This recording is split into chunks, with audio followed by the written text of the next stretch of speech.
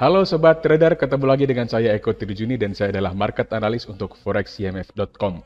Dan kali ini saya mau ngajak Sobat Trader untuk membahas bagaimana caranya memanfaatkan rilis data ekonomi dengan teknik trading trapping. Nah, teknik trading trapping ini sendiri sering kami perform untuk setiap live streaming analisis kami, terutama ketika ada pengumuman data ekonomi yang tergolong high impact. Nah, untuk tahu bagaimana cara memanfaatkan datanya, kemudian data seperti apa saja yang akan kita pantau untuk dimanfaatkan, nanti akan kita bahas satu persatu ya. Nah, ini juga karena banyak sekali pertanyaan yang datang kepada saya, Pak Eko, kalau live streaming itu sering trapping itu untuk menentukan di mana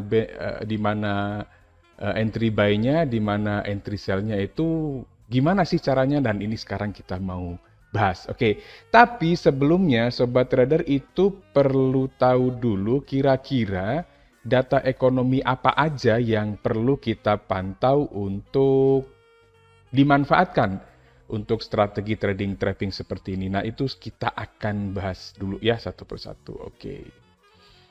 Oke, sekarang ini kita tinggal masuk aja ke website forexcmf.com, lalu kita pilih di referensi trading, lalu kita klik di economic calendar, lalu kita cari di sini yang kita pakai nanti data ekonomi yang tergolong high impact saja.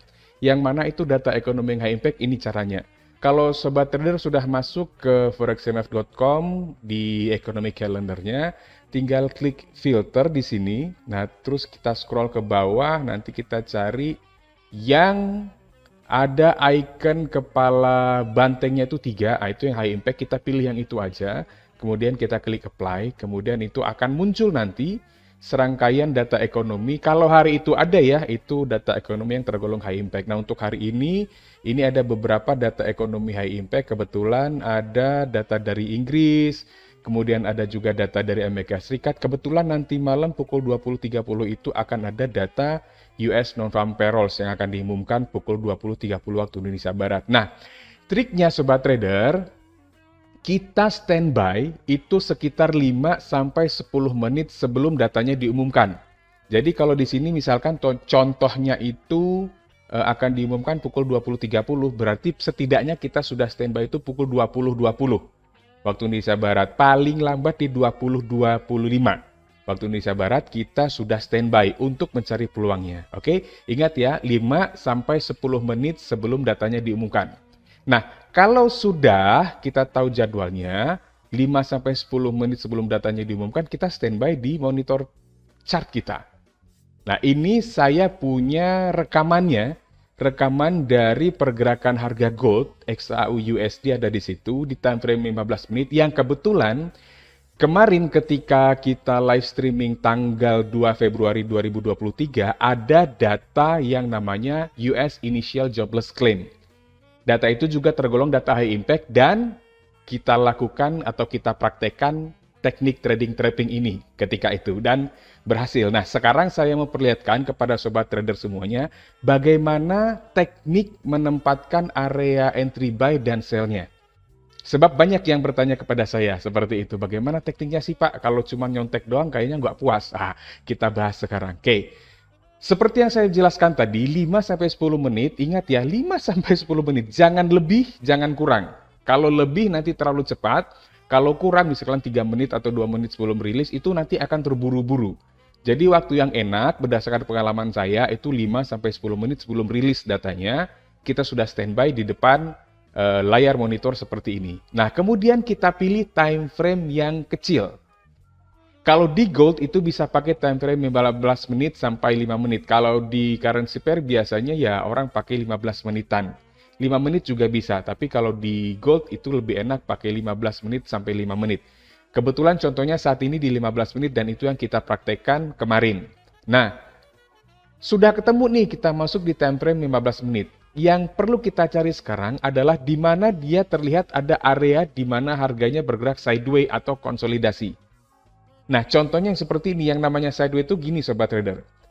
Dia cenderung pergerakannya itu datar ya. Ya, puncak lembahnya mungkin bisa beragam, tetapi kalau kita lihat secara umum dia cenderung datar. Jadi kalau kita tarik garis di bagian atas itu ya kira-kira seperti ini, kita tarik garis di bagian bawahnya itu kira-kira seperti ini. Pergerakan sideways. Nah, untuk bisa menentukan ini sideways kah, atau uptrend kah, atau downtrend kah, Sobat Trader bisa masuk ke channel forexmf.com. Silakan cari di situ video-video yang membahas tentang cara membaca tren. Oke, atau kalau tidak ketemu, Sobat Trader bisa masuk ke website forexmf.com. Di bagian edukasi, coba cari di situ pengetahuan atau topik tentang cara membaca tren. Oke ya, kita tidak akan bahas terlalu panjang soal tren itu. Oke, jadi intinya kita cek di mana dia bergerak sideways, kita tandai. Nah, tandanya gampang saja, kita tinggal ambil fungsi rectangle seperti ini. Kemudian kita tandain seperti ini, sesimpel itu, sesimpel itu. Kalau di Forex CMF, trading mah nggak akan rumit-rumit, nggak akan sulit-sulit, tidak akan banyak istilah-istilah yang terlalu canggih yang bikin pusing. Kita sesederhana ini aja, itu pun peluangnya keberhasilannya cukup tinggi kalau Sobat Trader lihat dari rekaman-rekaman live analisis kami. Silakan dicek saja. Nah, sudah kita tandain seperti ini dan dengan demikian kita sudah tahu dong di mana batas atas dan bawahnya ya kan. Kita udah lihat ada batas atasnya di sini, kita sudah lihat ada batas bawahnya itu kira-kira di sini. Betul ya? Nah, kemudian batas atas dan batas bawah itu juga kita tandain. Kita bisa ambil garis horizontal di situ. Kita pasang di atas dan kita pasang di bawah. Oke, seperti itu ya. Nah, sudah ketahuan di mana batas atasnya, di mana batas bawahnya. Itulah nanti area yang bakal kita pakai untuk menentukan di mana buy, di mana sell-nya. Oke ya. Itu udah ada angkanya nih. Sekarang kita tinggal tulis aja nih. Kalau mungkin di sini angkanya terlalu kecil, saya akan tulis ulang supaya terlihat cukup besar. Oke. Jadi batas atasnya itu dikira-kira, ini contoh kasus yang ini ya, itu di sekitar 1960.78,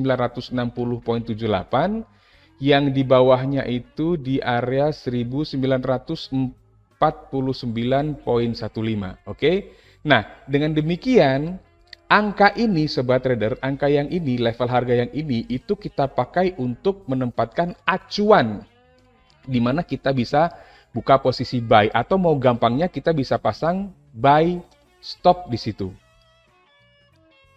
Oke, sementara yang di bawahnya ini, nah itu sebaliknya, berarti ini kita pakai untuk acuan dalam menempatkan sell stop. Oke, sudah ketemu berarti sekarang di mana kita mau buy, di mana kita mau sell. Kalau ternyata pasar merespon data ekonomi high impact tadi dengan fluktuatif. Nah, itu kita sudah cegat istilahnya di mana kita mau entry. Oke ya. Nah, selanjutnya tentu kita perlu tahu dong di mana kita menempatkan targetnya, di mana kita membatasi resikonya, ya kan? Nah, untuk menempatkan targetnya sekali lagi gampang banget Sobat Trader. Di Forex MF tidak ada yang sulit untuk dipelajari. Nah, kita lihat nih, ini kan kita sudah punya batasan kotak seperti ini ya. Targetingnya itu simply seperti kita melihat berapa jarak antara batas atas dengan batas bawahnya. Kita bisa pakai patokan seperti ini misalkan. Nah, kita kasih, terus kita tarik ke sini nih. Berarti kalau seperti ini ceritanya, untuk targeting ke atasnya, kalau kita buy, itu setidaknya pertama di sini targetnya, target keduanya itu di sini, di ujung yang ininya. Nah, kalau saat ini berarti dia kira-kira ke area 1967.03 sampai 1972.67. Saya tulis di sini ya. Jadi itu kalau dia break ke atas area 1960.78 ini, maka targetnya adalah di area 1967.03 sampai 1972.67. Oke ya, jadi itu dia targetingnya. Ya, sebaliknya kalau ke bawah, dia tembus ke bawah area 1949.15 itu, kemana targetnya? Sama aja Sobat Trader. Kalau dia tembus ke bawah level itu, kita tinggal tarik seperti ini. Target pertamanya berarti di sini, di tengah-tengah ya, setengahnya. Target pertama itu setengah dari lebar kotaknya ini. Target keduanya itu di sini, berarti di ujung. Itu target maksimalnya kalau kita trapping. Tentu saja bisa saja nanti harganya bergerak jauh lebih rendah atau jauh lebih tinggi. Kita nggak pernah tahu, tetapi berdasarkan pengalaman kami untuk trapping mempergunakan data ekonomi high impact, target-targetnya di situ aja dulu, nggak usah gede-gede amat. Oke? Nah, itu berarti di area berapa? Kalau dia tembus ke bawah 1949,15 atau kira-kira di area itulah ya, itu targetingnya berarti di area ini. Area berapa itu? Kita bilang ini. 1943,16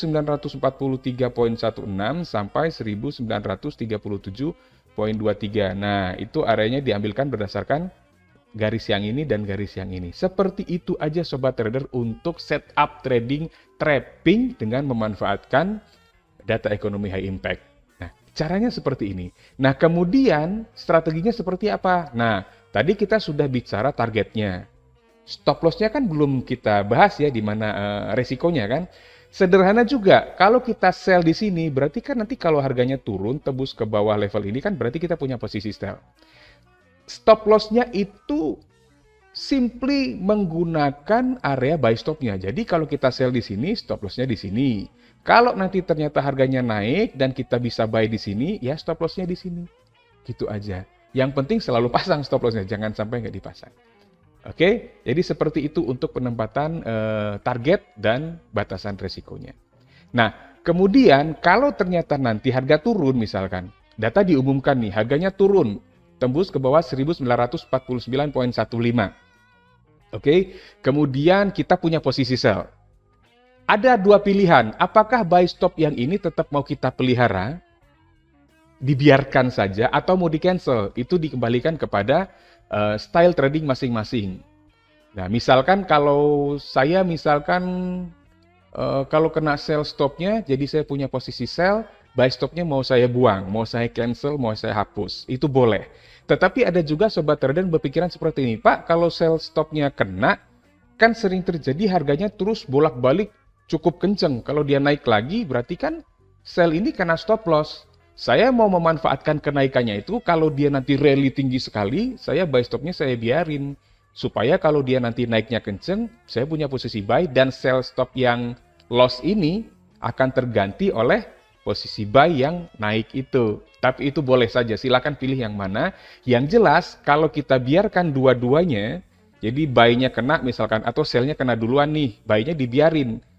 Benar kalau harganya naik ke atas akan menghapus atau menutup kerugian sebelumnya, tetapi kalau harganya jadi turun lagi, berarti risikonya jadi 2 kali lipat. Dan ini tidak ada yang salah, dua-duanya bisa benar. Yang penting itu harus disesuaikan dengan apa? Disesuaikan dengan modal, kekuatan modal, toleransi risiko, dan style trading masing-masing trader. Jangan pernah lupakan hal tersebut, oke? Nah, sudah seperti ini setupnya dan strateginya kita sudah bahas. Sesederhana itu sobat trader. Nah, sekarang yang kita mau cek adalah apakah benar setelah datanya diumumkan, pergerakannya akan fluktuatif. Nah, seperti ini ceritanya. Ini akan saya jalankan lagi rekamannya ya. Oke sobat trader, ini sekarang rekamannya sudah saya jalankan lagi. Kita akan lihat bagaimana nanti harga bereaksi terhadap data yang sudah diumumkan tadi. Yuk kita tunggu bersama-sama. Ini rekamannya saya percepat ya, supaya kita tidak perlu menunggu terlalu lama. Oke, nah pada saat ini datanya sudah dirilis, kita akan lihat bagaimana harga bergerak merespon datanya. Untuk informasi, datanya kemarin sudah diumumkan, tetapi kalau saya dalam melakukan trading seperti ini, setelah datanya diumumkan, saya sudah tidak peduli lagi sebenarnya. Datanya mau diumumkan seperti apa, saya akan cek nanti kalau ternyata harganya bergerak tidak sesuai dengan keinginan saya. Nah, karena apa? Karena bagi saya yang penting adalah ketika kita sudah melakukan trading seperti ini, yang penting adalah kita lihat, kita pantau kemana harganya bergerak, nyampe ke target kita atau enggak. Jadi kalau kita membuang waktu untuk melihat pengumuman hasilnya berapa nih datanya nih, ya akan buang waktu, mungkin harganya sudah bergerak kemana-mana. Nah, sehingga mungkin ada kesempatan untuk menyelamatkan posisi, mungkin sudah profit, belum nyampe target misalnya. Nah, kalau kita sibuk untuk mencari tahu, oh sekarang datanya berapa pengumumannya, maka kita akan kehilangan pantauan kita terhadap market, dan dengan begitu kita akan kehilangan kesempatan untuk segera menyelamatkan diri seandainya pasar kemudian berbalik arah dengan cepat. Yuk kita lihat sama-sama. Oke, ternyata Sobat Trader setelah diumumkan, dan ini Sobat Trader bisa lihat rekaman live-nya di tanggal 2 Februari 2023, ini terjadi sekitar pengumumannya pukul 20.30 waktu Indonesia Barat, tetapi harga mencapai target pertama dan target kedua itu agak lama sih, waktunya sekitar hampir 1 jaman. Nah, jadi ketika dirilis, belum tentu langsung harga bergerak dalam hitungan detik atau menit. Kadang-kadang market itu membutuhkan waktu untuk bergerak atau berfluktuasi. Oke, nah ini adalah contoh dari bagaimana kita memanfaatkan data ekonomi untuk trading, memanfaatkan peluangnya dengan salah satu teknik yang disebut dengan trapping. Nah, Sobat Trader, kalau mau lihat action live-nya seperti apa, silakan cek rekamannya di channel YouTube forexcmf.com, cari di bagian live yang tanggal 2 Februari 2023 yang sesi malam 19.45 waktu Indonesia Barat. Oke, mungkin itu dulu yang bisa kita bahas sebagai tambahan informasi, tips atau trik trading untuk Sobat Trader semua. Saya Eko Trijuni, salam profit.